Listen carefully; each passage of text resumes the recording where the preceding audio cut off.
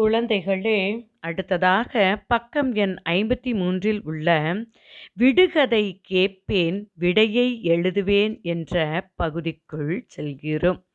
இங்கு விடுகதைகள் கொடுக்கப்பட்டுள்ளன. வாங்க விடுகதைகளுக்கு ஏற்ற விடையை கண்டுபிடித்து எழுதுவோம்மா. காலால் மிதிக்க ஓடிடுவான், கையால் பிடிக்க நின்றிடுவான். மீண்டும் ஒரு முறை வாசிக்கிறேன், கேளுங்க. காலால் மிதிக்க ஓடிடுவான், கையால் பிடிக்க நின்றிடுவான். சொல்லுங்க.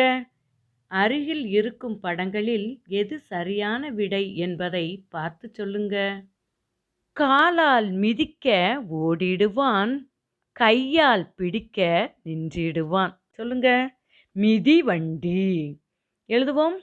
மீ தி மிதி, வா இன் டி வண்டி, மிதி வண்டி. அடுத்து, பறவை போல பறந்திடுவான், விரைவில் சென்று சேர்த்திடுவான். பறவை போல பறந்திடுவான், விரைவில் சென்று சேர்த்திடுவான். பாருங்க, பறவை போல யார் பறப்பா? இங்க உள்ள படத்தை பாருங்க, சொல்லுங்க. வானூர்தி. வா நூ எர் தி, வானூர்தி. அடுத்து, நீண்ட வண்டிக்காரன், நிறைய பெட்டிக்காரன். நீண்ட வண்டிக்காரன், நிறைய பெட்டிக்காரன். பாருங்க, இங்க உள்ள படத்தை பாருங்க. யாரு நீண்ட வண்டியா இருக்கான்னு பாருங்க.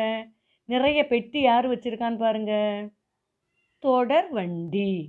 தோ ட இர் தொடர், வா இன் டி தொடர் வண்டி.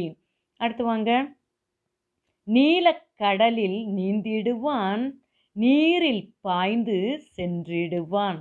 நீலக்கடலில் நீந்திடுவான், நீரில் பாய்ந்து சென்றிடுவான். கடல்ல எது போகும் பாருங்க. கப்பல். எழுதுவோமா? க இப் ப இல், கப்பல்.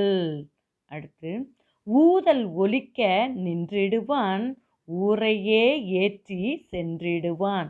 ஊதல் ஒலிக்க நின்றிடுவான், ஊரையே ஏற்றி சென்றிடுவான். பாருங்க, ஊதல் ஒலித்தவுடன் நிற்கக்கூடியது எது? பேருந்து. எழுதுவோமா? பே ரு இந்து, பேருந்து. குழந்தைகளே, விடுகதையை கேட்டு விடையை எழுத நன்றாக கற்றுக்கொண்டீர்கள். நீங்களும் உங்கள் பாடப்புத்தகத்தில் பக்கம் எண் 53 எடுத்து இப்பயிற்சிகளை செய்க. குழந்தைகளே, அடுத்ததாக பாட ஏட்டில் உள்ள பயிற்சிகளை படிப்போம். வாங்க. கடினப் பதங்கள். 1. வண்ணத்து பூச்சி. வா இன் ந இத் து இப் பூ இச் சி, வண்ணத்து பூச்சி. 2. மிதிவண்டி. மீ தி மிதி, வா இன் டி வண்டி, மிதிவண்டி. 3. குரங்கு. கு ர இங் கு, குரங்கு. 4. வானூர்தி. வா நூ எர் தி, வானூர்தி. 5. தொடர் வண்டி.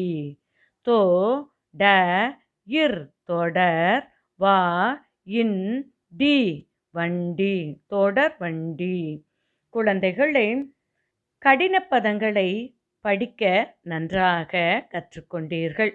அடுத்ததாக விடையெளி பகுதிக்குள் செல்கிறோம். வாங்க, வினாக்களுக்கு சரியான விடையை எழுதுவோமா? 1. நீர்வழி போக்குவரத்திற்கு பயன்படுவது எது? கப்பல். நீர்வழி போக்குவரத்திற்கு பயன்படுவது எது? கப்பல். 2. குரங்கு எதை தொட்டு பார்க்க ஆசைப்பட்டது? வண்ணத்து பூச்சி. குரங்கு எதை தொட்டு பார்க்க ஆசைப்பட்டது? வண்ணத்து பூச்சி. குழந்தைகளே, இப்பொழுது நாம் கற்றுக்கொண்ட கடின பதங்கள் மற்றும் விடையெளி ஆகிய இரு பகுதிகளையும் உங்கள் பாட ஏட்டில் எழுதி படியுங்கள். நன்றி.